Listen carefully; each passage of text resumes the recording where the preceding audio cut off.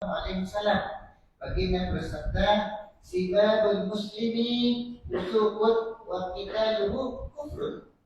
Nabi bersabda, mencaci ataupun mencela orang Islam itu adalah fasik. Maknanya mencela atau mencaci seseorang muslim itu adalah fasik. Kemudian dan memeranginya, wa qitaluhu kufrun, dan memeranginya itu adalah kufur. Maknanya sesama Islam, sesama agama kita tidak boleh pun apalagi membunuh mereka, seorang muslim, menyakitkan hati mereka pun tidak dibenarkan di dalam agama kita. Dan sekarang ini kita saudara kita bukan setakat dihina, dicela, tapi dibunuh di Palestina. Jadi apa kita punya, sekurang-kurangnya kita mesti ada dalam hati kita sebagai seorang muslim, kita mestilah mendoakan mereka, kejayaan mereka itu sebagai seorang muslim. Jadi itu perkataan Rasulullah, sibabul muslimi fusuqun wa qitaluhu kufrun. Itu adalah hadis yang sahihain, maknanya Bukhari dan Muslim. Itu contoh perkataan daripada Rasulullah. Jadi hukumnya mencela, mencaci orang muslim fasik, dan juga memeranginya adalah kufur. Itu contoh perkataan. Manakala contoh perbuatan. Contoh perbuatan ialah sebagaimana yang diriwayatkan oleh Al-Bukhari daripada Aisyah radhiyallahu anha. Apabila ditanya tentang apa yang dibuat oleh Rasulullah SAW di rumahnya, orang yang tahu apa yang Rasulullah buat itu adalah Aisyah radhiyallahu anha, istrinya. Kita tidak tahu perbuatan Rasulullah. Jadi orang tanya, dia menjawab, kana yakunu fi mihnati ahlihi, fa iza hadaratis salatu kharaja ila salat. Jadi bila ditanya perbuatan Rasulullah, apakah yang Rasulullah buat di rumah? Apakah dia punya rutin hariannya? Aisyah menjawab, kana yakunu fi mihnati ahlihi. Sebenarnya Rasulullah ini melakukan kerja keluarganya. Rasulullah melakukan kerja keluarganya yaitu membantu keluarga. Dan kita pernah dengar bagaimana Rasulullah membantu Aisyah. Rasulullah membantu istri-istrinya yang lain. Dan tidak menyusahkan. Sehingga kan satu hari Rasulullah SAW selepas dia sembahyang subuh, dia akan balik ke rumah, dia tanya, wahai Aisyah, hari ini ada sediakan makanan? Allah minta maaf wahai suamiku, hari ini saya tidak sempat ke pasar. Apa Rasulullah kata? Tidak apa Aisyah, saya pun belum makan. Saya akan puasa sunat pada hari ini. Dan Rasulullah ini terkenal dengan membantu keluarganya, dan membuat roti dan sebagainya. Itu adalah merupakan perbuatan Rasulullah SAW. Jadi apakah maknanya perbuatan ini? Maknanya kita ini kenalah sebagai, walaupun kita sebagai ketua, tapi kita membantu keluarga kita, membasuh kain, menyuci kain dan sebagainya, apalah masak dan sebagainya. Bukannya hina, sebab Rasulullah SAW membuat perkara ini. Itu adalah perbuatan Rasulullah. Rasulullah SAW melakukan kerja keluarganya, membantu mereka, dan apabila masuk waktu sembahyang, Rasulullah menunaikannya, pergi ke masjid ataupun ke musalla dan sebagainya. Rasulullah SAW begitu. Dan ini dilakukan oleh orang-orang yang ada di Mekah dan Madinah. Bila saja sholat, tutup kedai. Kita wallahu a'lam. Waktu mau sembahyang itulah buka kedai, situlah sampai kita tidak dapat ikut jamaah.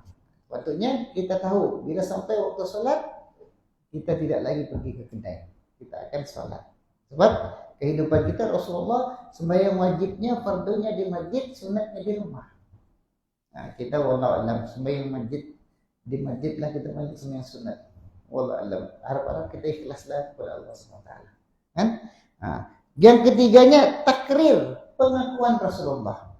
Mungkin ini adalah diriwayatkan oleh Abu Daud, ra'a an-nabiy sallallahu alaihi wasallam rajulan yusalli ba'da salati subhi rak'ataini.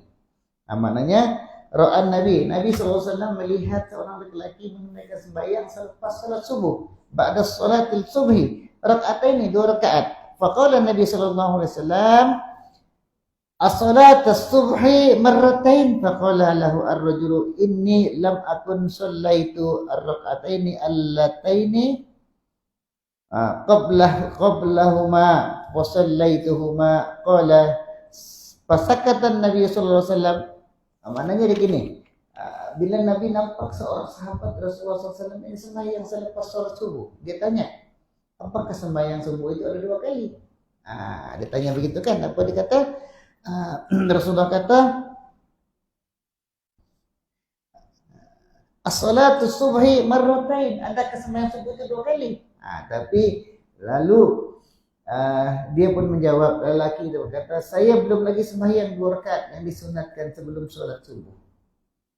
Begitu dia pula. Maknanya, maka saya melakukannya sekarang. Lalu Rasulullah SAW mendiamkan diri. Maknanya Rasulullah tidak membantah, tidak melarang. Sebab dia tertinggal sholat sunat. Maka selepas subuh dia buat begitu. Jadi adakah ini salah? Dalam ini adalah hadis daripada Abu Daud. Maknanya Nabi mendiamkan. Ini contoh bahwa takrir. Ada juga sahabat-sahabat Rasulullah SAW makan daging apa itu? Untuk Rasulullah tengok, untuk ada bau sikit. Rasulullah tengok sahabat makan. Dan dia tengok Rasulullah tidak marah. Maknanya siapa yang menggunakan dop sebagai obatkah, sebagai minyakkah, makanankah, tidaklah menjadi kesalahan sebab Rasulullah tidak melarang pun sahabat-sahabat melakukannya. Begitu juga Rasulullah melihat para sahabat bertanya, mereka ini ada nama kita nih tut. Mangga itu dia kasih kawin, dalamnya ada rambutan, pokok mangga, tapi buah dia satu rambutan, satu mangga. Jadi orang tanya, kata Rasulullah bagaimana nih? Rasul jawab, antum a'lamu bi umuri dunyakum. Nabi kata, kamu lebih tahu urusan dunia kamu. Karena perbuatan itu tidak melibatkan akidah, tidak melibatkan hukum hakam. Maka mereka pun meneruskan. Itu adalah di zaman para sahabat Rasulullah SAW. Itu contoh. Jadi diamnya Rasulullah SAW ini dianggap satu ikrar, satu pengakuan daripada baginda Sallallahu Alaihi Wasallam bahwa sembahyang sunat qabliyah sebelum sembahyang subuh adalah disyariatkan, yakni dibenarkan dilakukan selepas sembahyang subuh bagi mereka yang tidak sempat melakukannya dan menunaikannya. Jadi bagi kita kalau macam saya lebih suka tunggu salat duha. Buat duha itu hebat dia punya kelebihannya. Begitulah. Jadi itu adalah merupakan kedudukan sunnah ini ada 3. Satu perkataan Rasulullah, perbuatan Rasulullah, dan juga takrir ataupun pengakuan Rasulullah. Sama ada diam ataupun berkata. Baik. Kedudukan sunnah di dalam hukum Islam. As-sunnah menduduki martabat kedua sebagai sumber rujukan selepas Al-Quranul Karim. Jadi selepas Quran, sunnah. Macam mana? Kita tengok. Kemudian, dengan arti kata lain, kita kembali dahulu kepada Al-Quran. Sebab Al-Quran ini tuan-tuan, ada yang bersifat kulli, ada bersifat juz'i. Apa itu? Al-Quran. Kita tidak bincang secara. Quran ini ada yang disebutkan sebagai umum. Aqimus shalah wa atuz zakat. Macam mana mau sembahyang, macam mana mau mengeluarkan zakat. Begitu maksudnya. Ini berbentuk kulli, berbentuk umum. Allah wajibkan kita sembahyang, wajibkan kita zakat. Macam mana? Wajibkan kita haji. Macam mana mengenal haji? Lainlah dengan tentang pusaka. Pusaka dalam Al-Quran adalah lengkap, kecuali beberapa perkara yang dikatakan tentang kaidah Umar dan sebagainya, perkara sahabat. Ini Zaid bin Sabit, ini kaidah-kaidah ini tentang pembagian harta pusaka. Tapi yusikumullahu fi auladikum lizzakari mislu hadzal unsayain ila akhir ayat. Ini dalam Quran. Kalau seorang itu meninggal, maka bagi laki-laki dapat 2, perempuan dapat 1 bagian harta pusaka. Mana Allah sudah terangkan, tapi salat belum diterangkan. Jadi bagaimana peranan sunnah? Apabila didapati di dalam Al-Quran, barulah teruslah kita beramalnya. Tetapi sekiranya tidak didapati di dalamnya, barulah kita merujuk kepada as-sunnah. Apabila didapati hukum tersebut di dalam as-sunnah, maka hendaklah kita beramal dengannya. Beramal jika didapati dalam sebagaimana yang jika didapati dalam Al-Quran, maka disyaratkan hukum tersebut hendaklah sabit daripada Rasulullah SAW dengan sanad yang sahih. Sebab itu hadis ini ada sahih, ada hasan, ada dhaif, banyak, ada mardud, ada saz.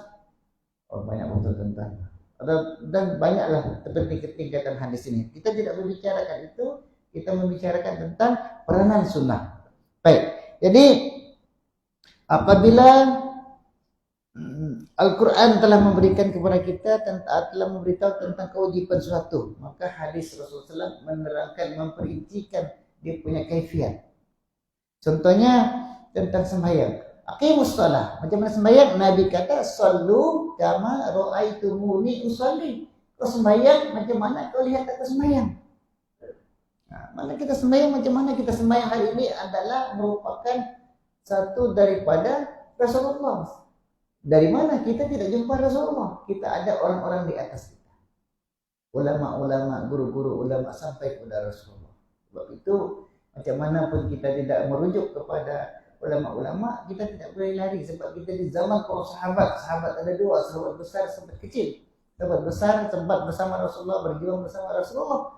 Sahabat kecil, Rasulullah, ketika Rasulullah ada, dia kecil lagi, baru lahir. Dia sahabat kecil, dia tidak tahu lagi, dia kecil. Kemudian ada sahabat, kemudian ada tabi'in. Lepas itu tabi'in sampailah kepada kita hari ini. Jadi dari mana kita dapat Islam ini? Tentulah pada orang-orang yang sebelum kita, yang disebutkan sebagai warasatul anbiya.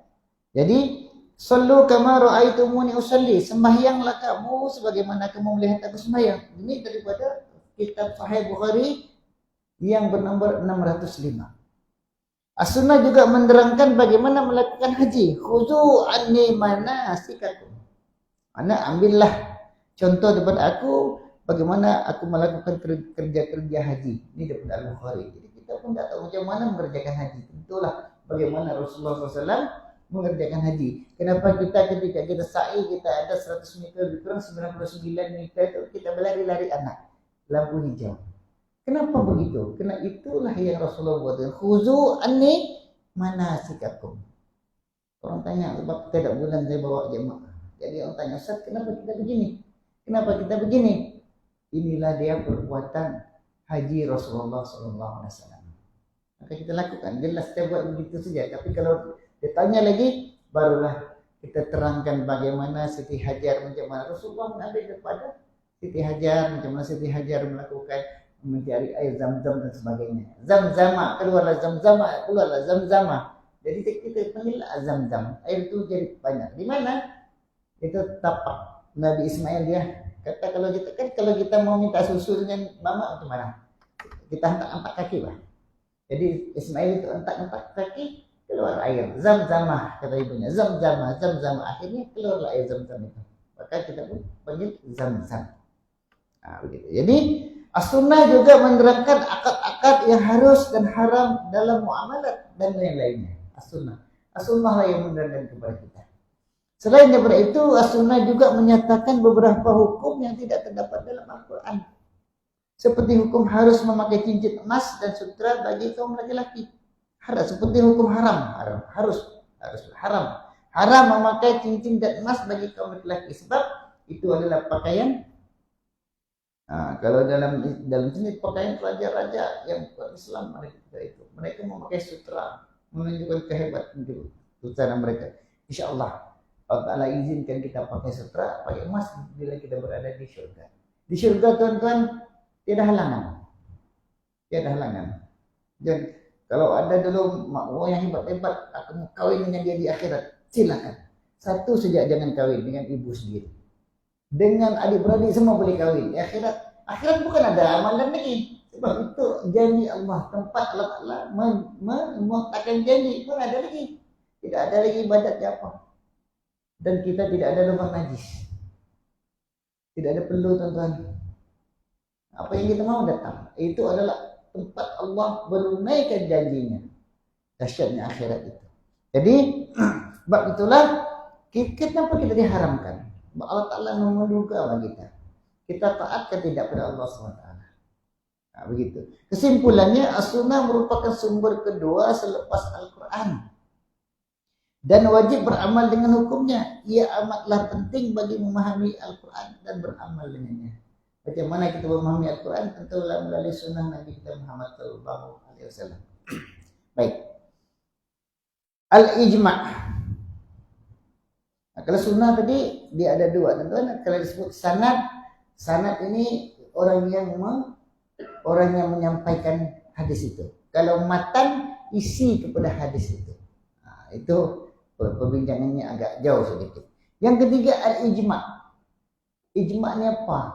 Nah, sebab itu Nabi kata la yajtami'u ummati 'ala dhalalah. Nabi sudah cakap la yajtami'u ummati 'ala dhalalah. Umat aku ini tidak akan berpakat tentang kejahatan. Nabi sudah cakap demikian. Makna kalau berpakat tentang kejahatan itu bukan umat Nabi. Jadi makna al-ijma' artinya persepakatan, ijma'. Semua ulama musyahid di kalangan umat Nabi Muhammad SAW pada satu zaman terhadap sesuatu hukum syarak. Nah, contohnya begini. Apabila seorang ulama sama ada di zaman sahabat ataupun selepasnya bersepakat tentang terhadap satu hukum syarak, maka persepakatan mereka ini dianggap ijma'. Hukum beramal dengan ijma' adalah wajib. Ijma' ada berapa tuan? Ijma' ada dua. Nah, jadi ada satu ijma' yang mana ijma' yang sahih. Kalau seorang itu katalah ulama di negeri Malaysia mengeluarkan satu pendapat, kalau kita ulama kita di sini mungkin adalah di kalangan ahli majlis fatwa, maka dia mengeluarkan satu fatwa bahwa contohlah wajib orang yang terlibat dengan dada itu boleh dihukum bunuh, contohnya. Tidak ada dalam Quran pun, tetapi ijma' para sahabat katalah seorang di Malaysia mengeluarkan hukum, semua ulama-ulama seluruh dunia menyetujuinya. Itu namanya ijma', persepakatan. Kalau ada yang tidak setuju, mereka tidak setuju. Tetapi kalau mereka ijma', semua bersetuju, maka ini namanya ijma'. Tapi kalau satu orang itu mengeluarkan pendapat, 2-3 orang bersetuju, yang lain diam. Dia tidak membantah, itu nama ijma' juga, tapi ijma' sukuti. Dia diam bukan bermakna dia tidak setuju, tapi dia sukuti, dia diam tapi dia setuju. Maka itu juga namanya ijma'. Apabila kataan sedemikian, maka hukum beramalnya adalah wajib bagi kita. Sebab kita bukan mujtahid. Ulama ini, ijma' ini adalah di kalangan mujtahid, orang yang boleh mengeluarkan pendapat. Kita boleh mengeluarkan pendapat? Boleh. Tetapi kita mestilah, orang bilang ukur baju di badan sendiri lah, Pak.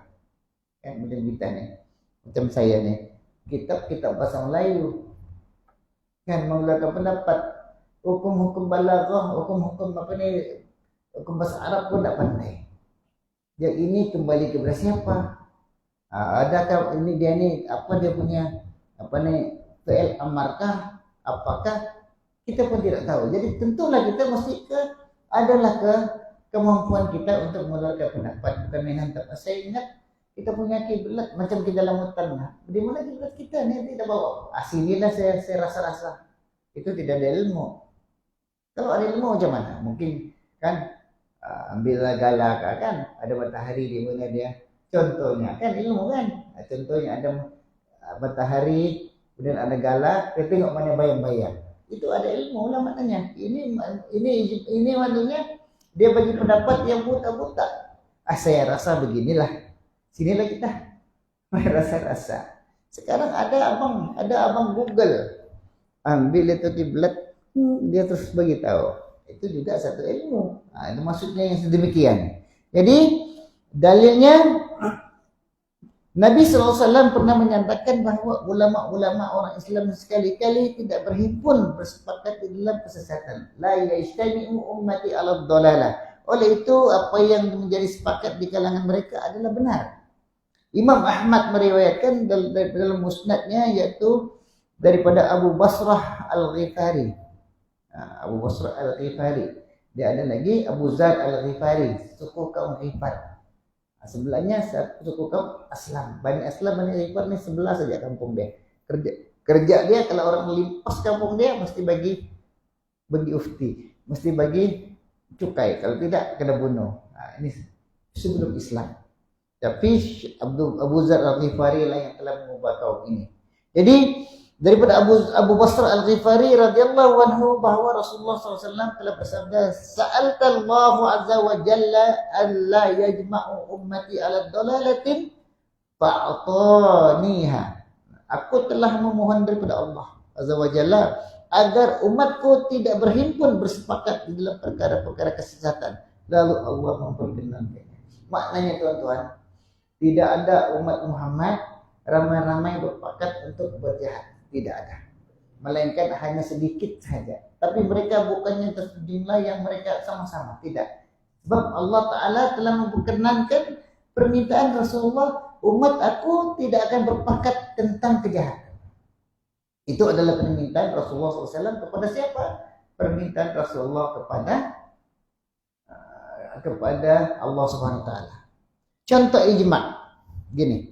Sepakat para sahabat radhiyallahu anhum bahwa datuk laki-laki mendapat 1/6 bahagian daripada harta warisan apabila si mati mempunyai anak laki-laki dan tidak ada bapa.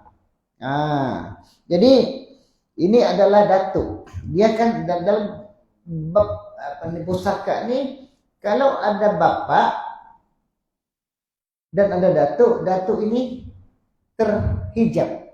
Bapa yang dapat, datuk tidak dapat.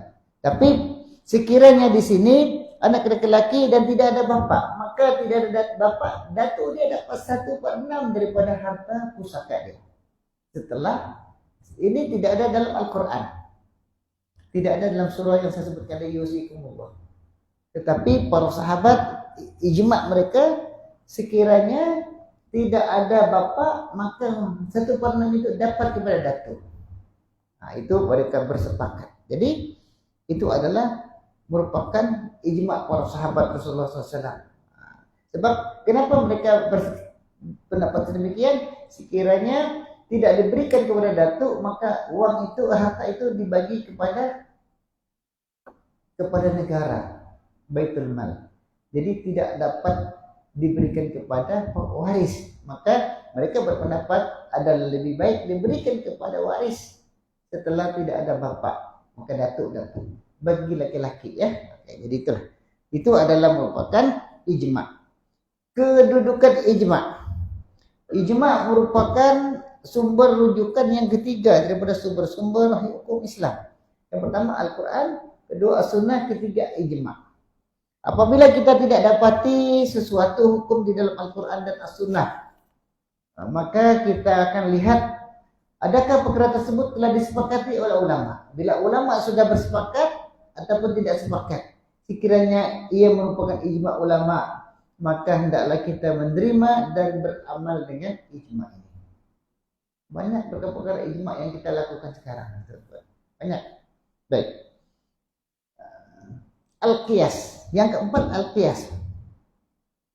Al-Qiyas ialah menyamakan sesuatu perkara yang tidak dinyatakan hukumnya dengan perkara yang lain yang dinaskan hukumnya disebabkan ada persamaan antara keduanya dari segi illah. Ada persamaan, tapi tiada dalam Al-Quran, tiada dalam Sunnah. Ijma' pun tidak ada nampak, tapi dia punya hukumnya persamaan, sebab yang membawa kepada sesuatu hukum.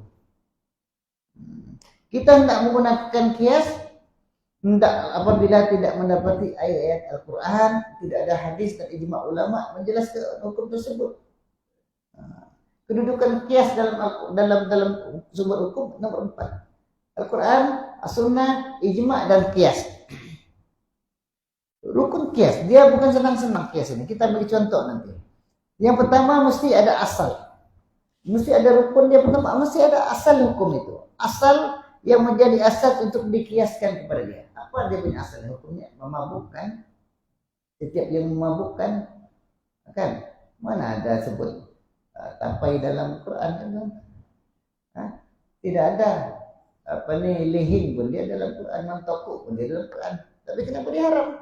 Kita tengok syarat ini. Rukun dia pertama ada asal dia. Yang kedua cabang dia, furuk dia.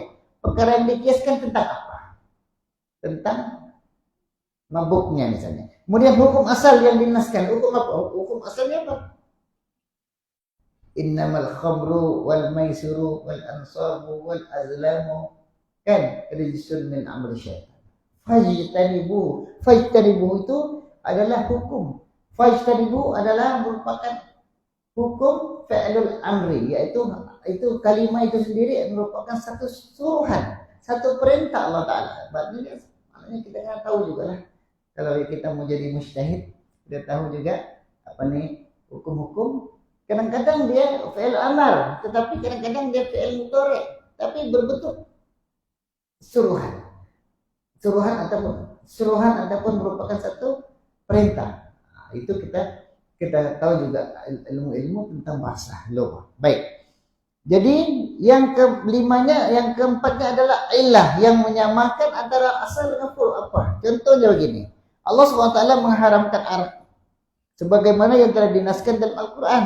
Arak ini diharamkan. Ada sebab. Illahnya karena ia memabukkan. Baik.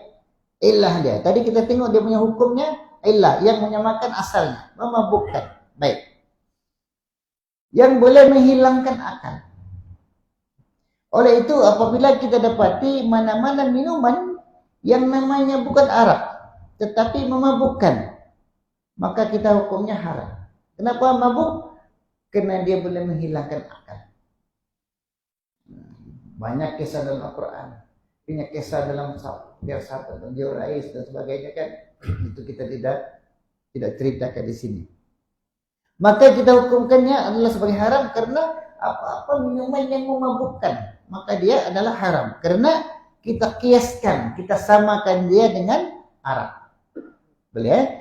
Ini karena sebabnya adalah pengharaman arak, sesuatu yang memabukkan adalah minuman pada minuman tersebut. Oleh itu dihukumkan haram apabila meminum sebagaimana hukumnya meminum arak. Nah, jadi mana boleh haram Tuhan dalam Al-Quran arak saja kan, mentoku tiada kan, apalagi Tiger, Hennessy, Carlsberg, itu dia yang tahu. Maknanya apa saja perkara itu namanya, tetapi dia ada asalnya, ada cabang furuknya, ada hukum asalnya, ada ilah sebabnya.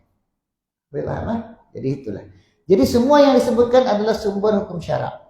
Kami menyebutnya di sini supaya kita mendapat sedikit manfaat daripadanya. Penjelasan lanjut bolehlah kita dapati dalam buku-buku usul fiqh. Jadi kita tidak belajar usul fiqh, insyaallah. Saya coba juga mengajar usul fiqh ini di mana-mana masjid. Rupanya kalau tidak belajar dari awal pening juga kan. Saya yang awalnya saya tidak mau pakai kitab ini tuan-tuan. Saya mau buka kitab Iqna saya mau buka. Tapi kawan saya bilang janganlah Ustaz.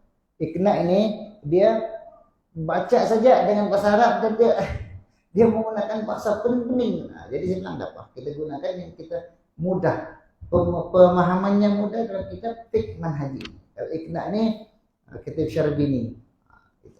Keperluan beriltizam dengan fiqh Islam dan berpegang dengan hukumnya. Apa perlunya kita kepada fiqh Islam ini? Tidak perlu lah kan? Apa perlunya? Sesungguhnya Allah Ta'ala mewajibkan ke atas orang-orang Islam supaya berpegang teguh dengan hukum fiqh Islam ini dan beriltizam dengannya dalam semua aktiviti kehidupan dan hubungan sesama mereka. Perlunya hukum dulu kita teman. Kalau tidak hukum macam mana? Jalan raya, tiada peraturan, boleh pergi kanan, boleh pergi kiri, boleh menyungsang. Saya punya sahabat pun susah mau kawal. Kejap ikut sini gini siapa? Jam 24 jam. Sebab tidak ada peraturan. Jadi adanya peraturan itu adalah untuk memberikan kemudahan kepada manusia, kemaslahatan kita. Jadi Allah SWT menurunkan hukum syara ini, fiqh Islam ini untuk memberikan kemudahan kepada manusia, kepada hamba-hamba Allah untuk melaksanakan aktiviti kehidupan mereka dan hubungan antara sama-sama kita. Kalau tidak ada peraturan susah. Ini saya punya tempat, saya punya tanah. Orang lain pergi buat rumah sana, orang lain lagi pergi rubuh sana. Tidak boleh, tidak ada peraturan. Jadi tidak ada satu peraturan. Kanun tanah negara kalau disebutnya di sini, yaitu enactment tanah kerajaan negeri Sabah. Jadi seorang itu boleh memiliki tanah dengan syaratnya tertentu. Itu adalah merupakan peraturan. Kalau tidak peraturan susah hidup tentunya. Jadi oleh itu hukum hakam tersebut semuanya bersandarkan kepada nas-nas Al-Quran dan As-Sunnah. Sementara ijma' dan qiyas pada hakikatnya juga bersandarkan kepada Al-Quran dan Sunnah. Sebab tadi qiyas itu dia bersandarkan Quran lah. Innamal khamru wal maisir. Dia tidak juga lari daripada Al-Quran dan Sunnah. Begitu juga ijma'. Dia tidak boleh lari daripada Al-Quran dan Sunnah.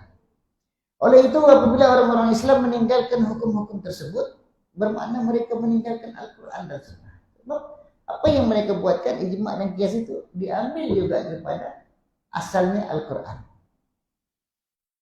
Serta cuai terhadap keseluruhan agama Islam. Ketika itu nama mereka sebagai orang-orang Islam tidak memberi apa-apa manfaat dan makna kepada mereka. Begitu juga dakwaan mereka sebagai orang-orang beriman. Ini karena iman pada hakikatnya ialah membenarkan di dalam hati dengan apa yang diperintahkan oleh Allah, apa yang terkandung dalam kitab Allah dan juga sunnah Rasulullah SAW. Dan Islamnya hakiki ialah taat dan melakukan segala yang dibawa oleh Rasul SAW daripada Tuhannya dengan tunduk dan rela.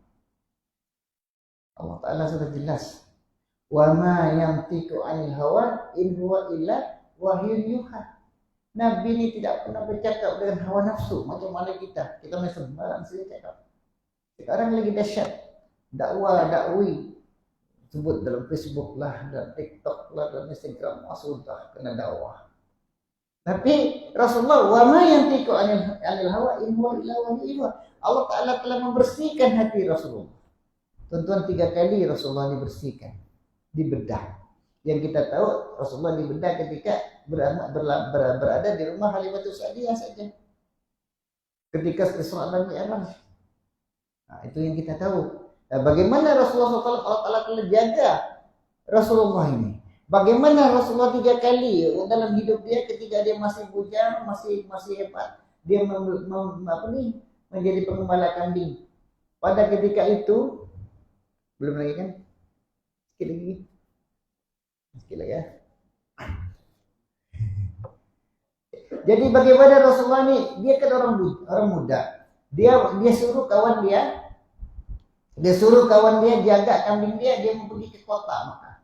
Dengar ada pertunjukan muda-mudi. Sampai dalam perjalanan Allah Ta'ala kasih tidur Rasulullah.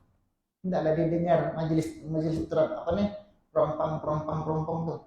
Kali kedua Rasulullah buat lagi. Datang sampai ke Makkah, Rasulullah SAW ditidurkan oleh Allah SWT. Maknanya Allah Ta'ala telah menjaga Rasulullah ini daripada muda. Wa ma yantiqu 'anil hawa in huwa illa wahyun yuha. Jadi itulah maknanya hukum-hukum fiqh ini adalah tetap tidak berubah. Tidak berubah dan tidak bertukar dengan bubarnya masa. Dia tidak harus meninggalkannya dalam keadaan amanah syariah. Sembahyangnya pada hari zaman Rasulullah sampai hari ini, sampai kiamat tidak berubah. Hukumnya juga tidak berubah. Kecuali adalah beberapa perkara yang Allah Ta'ala berikan kemudahan-kemudahan kepada kita. Jadi dalil-dalil Al-Quran dan As-Sunnah. Terlalu banyak dalil Al-Quran dan As-Sunnah. Terlalu banyak dalil Al-Quran dan As-Sunnah yang menunjukkan wajibnya beriltizam dengan hukum-hukum fiqh dan berpegang dengan teguh dengannya. Antara dalil-dalil itu ialah ittabi'u ma unzila ilaikum mir rabbikum wa la tattabi'u min dunihi awliya. Ikutlah apa yang diturunkan kepada kamu dari Tuhanmu dan janganlah kamu mengikuti pemimpin-pemimpin yang selain daripadanya. Maknanya kita mesti berpegang kepada tali Allah. Allah Ta'ala berfirman lagi, fala wa rabbika la yu'minuna hatta yuhaqqimuka fima syajara bainahum thumma la yajidu fi anfusihim harajan mimma qadaita wa yusallimu taslima. Maka demi Tuhanmu mereka pada hakikatnya tidak beriman hingga mereka menjadikan kamu hakim dalam perkara yang kamu perselisihkan. Kemudian mereka tidak merasakan keberatan dalam hati mereka terhadap apa yang telah kamu putuskan dan mereka menerima dengan sepenuhnya. Allah Ta'ala telah beritahu dalam Quran. Wa ma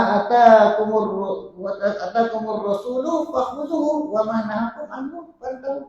Apa yang didatangkan oleh Allah kepada kamu oleh Rasul kepada kamu, maka ambillah. Apa yang dilarang kepada kamu, maka tinggalkanlah.